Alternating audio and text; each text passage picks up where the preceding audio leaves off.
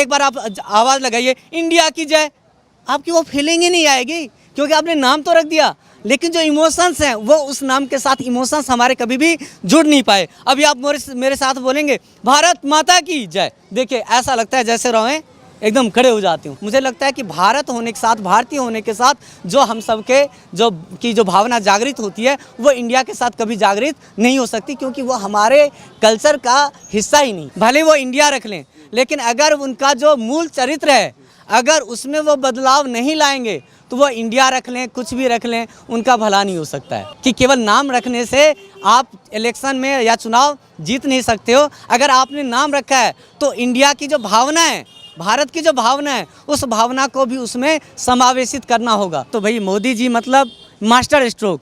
अभी चल ही रही थी सारी चीज़ें कि उन्होंने एक कमेटी बना दी, वन नेशन वन इलेक्शन। अब हर दिन एक नई चीज़ हो रही है। ऐसे में इन पार्टियों के लिए नई नई रणनीतियाँ तैयार करना बहुत ही मुश्किल हो जाएगा, लेकिन अब उतना लाभ नहीं मिल पाएगा उस नाम से जो कि पहले मिलता, क्योंकि ये जो सरकार है ना, यहाँ पर मास्टरमाइंड बैठे हैं। आप 80% आबादी का जब सम्मान नहीं करोगे तो आप चुनाव जीत नहीं सकते। क्या शुभ नाम है आपका? मेरा नाम राजेश कुमार मिश्रा। राजेश कुमार जी, भारत सरकार जो इंडिया जो विदेशी नाम है उसको बदल करके आधिकारिक तरीके से जो भारत कर रही है नाम को, जिस तरह से इन्होंने G20 का जो प्रेसिडेंसी जो हैंडल है उसे हटा करके G20 इंडिया को हटा करके G20 भारत कर दिया है। तो अचानक ही जो है भारत सरकार इस तरह से जो कदम उठा रही है, तो आपको क्या लगता है कि आप उसका स्वागत करते हैं या क्या है आपका? देखिए, भले ही किसी भी कारण से इंडिया का नाम हटाकर भारत किया जा रहा हो, लेकिन हम सब जैसा कि जानते हैं जो हमारी प्राचीन संस्कृति रही है, जो भारतीय सभ्यता रही है, उसमें हम हमेशा से ही भारतीय थे, तो भारत ही होना उचित था। लेकिन चूंकि जिस तरीके से विपक्षी गठबंधन ने मिलकर इंडिया नाम का जो अलायंस बनाया, भले ही उसके बाद हमारी जो सत्तारूढ़ पार्टी है वो जागी हो, लेकिन चलो देर आए दुरुस्त आए, फिर से हम पुरानी प्राचीन सभ्यता और संस्कृति की तरफ लौटे हैं और हमने फिर से अच्छा लग रहा है कि फिर से हम अपने देश का नाम फिर से अगर भारत हो जाता है तो मेरे लिए बहुत ही गर्व की बात। जिस तरह से आप देख रहे होंगे कि हमारा कोई भी चाहे संवैधानिक तरीके से ले लो, चाहे जो कानून हो, हमारे अनुकूल नहीं है, क्योंकि हमारा देश स्वतंत्र हो गया, हमारी संस्कृति, हमारी कल्चर, हमारा भौगोलिक जो है परिस्थितियां अलग हैं। हम उसी कानून को और उसी जो है रीति रिवाजों को ढो रहे हैं जो अंग्रेज़ों ने बनाए थे। अभी भी कई परिवर्तन करने की ज़रूरत है। तो आपको क्या लगता है, जैसे कि कई जो हमारे पुराने जो विदेशी आए और उन्होंने यहाँ पर जो है पहले लूटपाट करने के दृश्य आए, फिर बाद में हमको जो है यहाँ पर गुलाम बनाया, और उन्हीं के नाम के जो हम जो है सड़कें, ये तमाम चीज़ें उनके नाम से चल रही हैं, म्यूजियम चल रहे हैं, भवनों के नाम चल रहे हैं, स्थानों के नाम चल रहे हैं। तो ये सरकार लगातार जो है, जैसे इलाहाबाद का नाम इन्होंने प्रयागराज रखा, तो इस तरह से शुरुआत कर रही है। तो आपको क्या लगता है कि ये पहले हो जाना चाहिए था कि अभी शुरुआत हो रही थी, क्या? देखिए, मुझे लगता है कि ये पहले हो जाना चाहिए था, लेकिन नहीं हुआ तो भी कोई बात नहीं। कहते हैं देर आए दुरुस्त आए। चलो, कोई सरकार तो ऐसी आई है जो फिर से एक बार पुरानी जो हमारी सभ्यता है उसको फिर से, जो चीज़ें रह गई थी, जो हमने देखा है कि जो मुग़ल आक्रांता थे या बाद में जो विदेशी हुकूमत जाए, अंग्रेज़ों का शासन रहा 300 साल तक हमारे देश पर, जिसके बाद जो हमारी प्राचीन सभ्यताएं थी वो धीरे धीरे नष्ट कर दी गई। आप भी आज भी देख लीजिए, जो ज़्यादातर जो ऐतिहासिक इमारतें हैं वो सब या तो उनके नाम अंग्रेज़ी नाम है या फिर अंग्रेज़ों के नाम पर हैं। तो आपने देखा ही है कि जब लॉर्ड मैकाले ने जो शिक्षा, जो ये एजुकेशन सिस्टम लेकर आए थे, लॉर्ड मैकाले, उन्होंने क्या कहा था कि अगर किसी देश को बर्बाद करना है तो उसके एजुकेशन सिस्टम को बर्बाद कर दीजिए। और उन्होंने यही किया। उन्होंने कहा कि अगर किसी देश को बर्बाद करना है तो वहाँ की जो एजुकेशन है उसमें ऐसे परिवर्तन कर दीजिए कि वो स्वतंत्र होकर भी हमेशा गुलाम रहें। और इसी तरीके से हमारी एजुकेशन पद्धति चलती रही। और आज भी भले ही पिछले 2 सालों में कुछ बदलाव आए हैं, न्यू एजुकेशन पॉलिसी भी आई है, लेकिन सही मायने में जो पुरानी हमारी शिक्षा पद्धति थी उसको इन विदेशी आक्रांताओं के द्वारा और अंग्रेजी हुकूमतों के द्वारा नष्ट कर दिया गया, जिसके कारण हम अपनी प्राचीन संस्कृति से, सभ्यता से करते चले गए। और जिसका परिणाम ये हुआ कि आज हम पश्चिमी सभ्यता के साथ चल रहे हैं। हमारे चाहे कपड़े पहनने का ढंग हो, हमारे खान पान, आज हम बर्गर, पिज्ज़ा, इनमें सिमट गए हैं जो हमारे शरीर के लिए हेल्दी नहीं है, लेकिन चूंकि विदेशी खाते हैं तो ऐसा लगता है जैसे कि स्टेटस सिंबल हो गया है। नहीं तो हमारे यहाँ का जो खान पान है वो वास्तव में ऐसा दुनिया में कहीं नहीं है। आज देखिए, पूरी दुनिया हमारा अनुसरण कर रही है और हम मूर्ख भारतीय विदेशियों के पीछे पीछे पिछलग्गू बने घूम रहे हैं। आज भी अगर कोई हिंदी में बात करता है तो उसको यहाँ के लोग बेवकूफ़ समझते हैं, मूर्ख समझते हैं। यहाँ से चलता हुआ कोई व्यक्ति 4 लाइन अंग्रेजी की बोल दे, अरे भाई वो तो बहुत विद्वान है, अरे वो तो बहुत ज्ञानी है। तो भैया ज्ञानी भाषा है, भाषा बहुत सारी हैं। भाषा अंग्रेजी बोल लेने से कोई बहुत बुद्धिमान या विद्वान नहीं हो जाता। आपके पास ज्ञान होना चाहिए, चाहे वो किसी भी रूप में हो। आज सरकार ये कह रही है कि स्कूलों में जो शिक्षा पद्धति है 5वीं तक हम मैटरनल लैंग्वेज में उसको करना चाहते हैं, यानी कि मातृभाषा में। जो चाहे जैसे कि मैं बिहार से बिलोंग करता हूँ तो मेरी भाषा मैथिली है, हमारे ज़िले में बोली जाती है। तो कहते हैं कि मैथिली भाषा में शिक्षा दीजिए छोटे बच्चों को। क्यों? क्योंकि वो जो उसकी भाषा है ना, उसमें अपनापन है, उसको वो आसानी से उससे ज्ञान हासिल कर सकता है, जिसको बताने के लिए दूसरी भाषाओं को अंग्रेजी का ज्ञान कराने के लिए बहुत मेहनत करनी पड़ती है। जबकि जो अपनी भाषा है वो तो ऑटोमेटिकली हमारे अंदर, हमारे ब्लड के साथ ही आ जाता है। तो आपको लगता नहीं है कि जैसे देश के प्रधानमंत्री हैं, जब वो विदेश में जा रहे हैं, तमाम सबसे ज़्यादा यात्राएं करते हैं, वो किसी भी जो विदेशी मंच से हिंदी में बोलते हैं, तो आपको कैसा लगता है? बिल्कुल, मुझे अच्छा लगता है।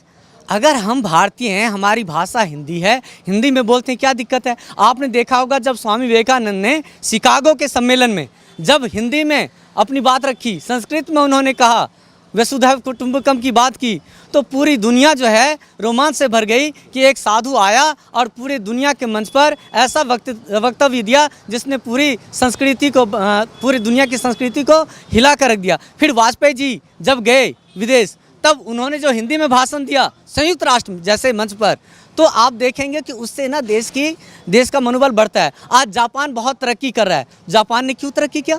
क्योंकि वहाँ की जो एजुकेशन है, वहाँ की जो शिक्षा है वो उनकी भाषा में दी जाती है। आज चाइना देख लीजिए, चाइना को आप कहते हो कि सबसे तेज़ी से डेवलप करने वाला नेशन है। क्यों है? क्योंकि वहाँ पर भी उनकी जो चाइनीज़ लैंग्वेज है उसको प्रेफरेंस दी जाती है। लेकिन हम भारतीय, हम मूर्ख ऐसे हैं कि हम अंग्रेजी के पिछलग्गू बने हैं। हम ये कहते हैं जो अंग्रेजी बोलता है, अंग्रेजी में पढ़ता है, वही ज्ञानी है।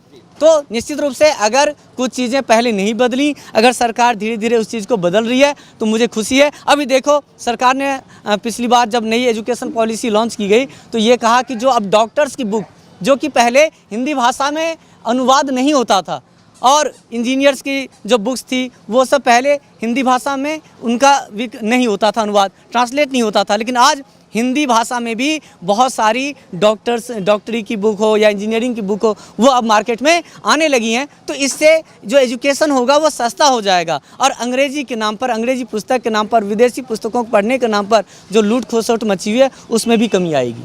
जैसे कि आपने अभी बोला कि स्टेटस सिंबल हो जाता है कि जब विदेशी वस्तुओं को हम जो है इस्तेमाल करते हैं या बोलते हैं, अंग्रेजी में बोलते हैं, तो अपने को बड़ापन महसूस होता है। इसी तरह से जो है इंडिया जो नाम था, जो अंग्रेज़ों ने हमको दिया था, हमारा पौराणिक नाम तो भारत है, और इसको पहले हो जाना चाहिए था।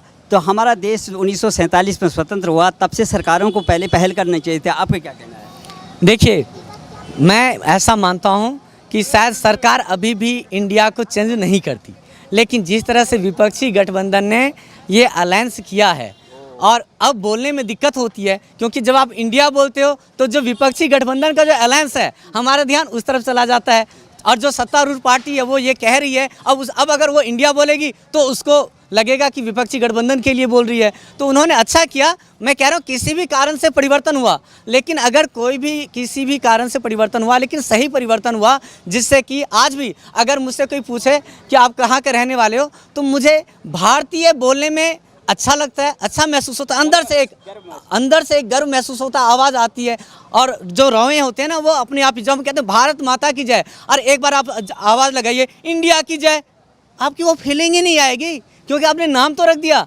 लेकिन जो इमोशंस हैं वो उस नाम के साथ इमोशंस हमारे कभी भी जुड़ नहीं पाए। अभी आप मेरे साथ बोलेंगे भारत माता की जय, देखिए ऐसा लगता है जैसे रौए एकदम खड़े हो जाते हो। तो ये होता है इमोशंस।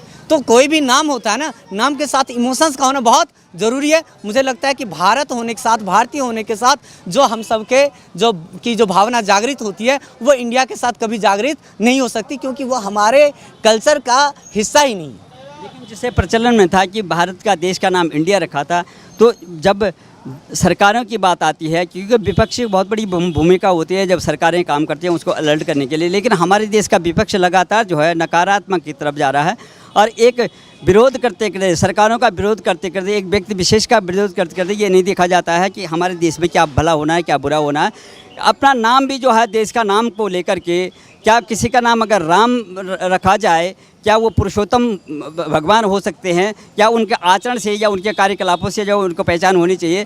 तो जिस तरह से वो इंडिया रखने की ऐसे कुछ चेष्टा ऐसे कर रहे थे कि पूरे गठबंधन का नाम जो है अपना यूपीए हटा करके इंडिया कर दिया गया था, तो क्या ये जो है स्वच्छ राजनीति है क्या? देखिए, हमारे यहाँ एक कहावत है, आँख के अंधे नाम नैनसुख। एक व्यक्ति का नाम नैनसुख था, लेकिन वो आँख का अंधा था। तो किसी का नाम राम रखने से वो राम नहीं हो जाता। लेकिन चूंकि देश है, बहुत सारे जो नागरिक हैं उनके नाम राम भी हैं, इसका मतलब ये नहीं है कि हम राम भगवान की तरह उसको पूजेंगे, क्योंकि हम नाम के कारण किसी व्यक्ति की पूजा नहीं करते। हम किसी व्यक्ति का सम्मान करते हैं उसके कर्म के कारण, उसके चारित्रिक विशेषताओं के कारण। अगर वो चरित्र से अच्छा है तो उसका सम्मान होता है, और चरित्र से अच्छा नहीं है, भले वो राम हो, श्री कृष्ण हो, कोई भी नाम हो, उसकी इज्जत नहीं हो सकती। भले आपने विपक्षी गठबंधन की बात की, भले वो इंडिया रख लें, लेकिन अगर उनका जो मूल चरित्र है अगर उसमें वो बदलाव नहीं लाएंगे तो वो इंडिया रख लें, कुछ भी रख लें, उनका भला नहीं हो सकता है। ये बात तो उनको समझ में आ जानी चाहिए कि केवल नाम रखने से आप इलेक्शन में या चुनाव जीत नहीं सकते हो। अगर आपने नाम रखा है तो इंडिया की जो भावना है, भारत की जो भावना है, उस भावना को भी उसमें समावेशित करना होगा। अगर आप उसमें समावेश नहीं करोगे तो आप ज़्यादा दिन तक सर्वाइव नहीं कर सकते। जैसे उन्होंने स्लोगन दे दिया था, नारा दिया अपना कि जुड़ेगा भारत जीतेगी इंडिया, तो अब अगर इंडिया जो है देश का नाम ही नहीं रहेगा, आधिकारिक तरीके से जो है भारत हो जाएगा, तो अब इंडिया वालों का क्या होगा, गठबंधन का? देखिए, इसे कहते हैं राजनीति, और राजनीति हमेशा, मैंने कहा कि परसेप्शन का खेल होता है। उन्होंने एक परसेप्शन बनाने की कोशिश की कि इंडिया रखेंगे तो इससे जो है हम देश के बहुत सारे हिस्सों में अपनी एक अलग छवि बना लेंगे। लेकिन कहते हैं कि यहाँ पर तो भाई मोदी जी मतलब मास्टर स्ट्रोक, अभी चल ही रही थी सारी चीज़ें कि उन्होंने एक कमेटी बना दी, वन नेशन वन इलेक्शन। अब हर दिन एक नई चीज़ हो रही है। ऐसे में इन पार्टियों के लिए नई नई रणनीतियाँ तैयार करना बहुत ही मुश्किल हो जाएगा। और जिस तरह से इंडिया भले ही उन्होंने कर लिया है, बना लिया है, लेकिन अब उतना लाभ नहीं मिल पाएगा उस नाम से जो कि पहले मिलता, क्योंकि ये जो सरकार है ना, यहाँ पर मास्टरमाइंड बैठे हैं। हर विपक्षी का कोई ना कोई वो तोड़ लेकर बैठे हुए हैं, कुछ न कुछ उसमें से रास्ता निकाल लेंगे जिससे कि इनको नीचे आना पड़ेगा और इनको झुकना पड़ेगा। दिक्कत यहाँ पर क्या है कि जैसे मैं एक छोटा सा एग्जांपल दे रहा हूँ, अभी तमिलनाडु की घटना है।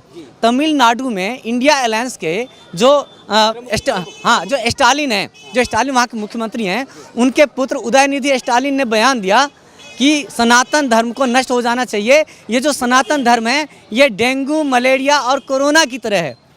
समस्या ये कि जब ऐसे व्यक्ति गठबंधन में होंगे तो जो 80% आबादी जो हिंदू बहुल ये हमारा भारत है, आप 80% आबादी का जब सम्मान नहीं करोगे तो आप चुनाव जीत नहीं सकते। मुझे समझ में नहीं आ रहा। मैं चाहता हूँ कि हमारे देश में विपक्ष मजबूत हो, लेकिन जो इनकी हरकतें हैं, इनकी बीच बीच में जो स्टेटमेंट्स हैं, इनके कारण ये कहीं ना कहीं हर बार 2 कदम आगे बढ़ते हैं और फिर 4 कदम पीछे हो जाते हैं, क्योंकि ये अपने मूल चरित्र में परिवर्तन करने के लिए तैयार नहीं है।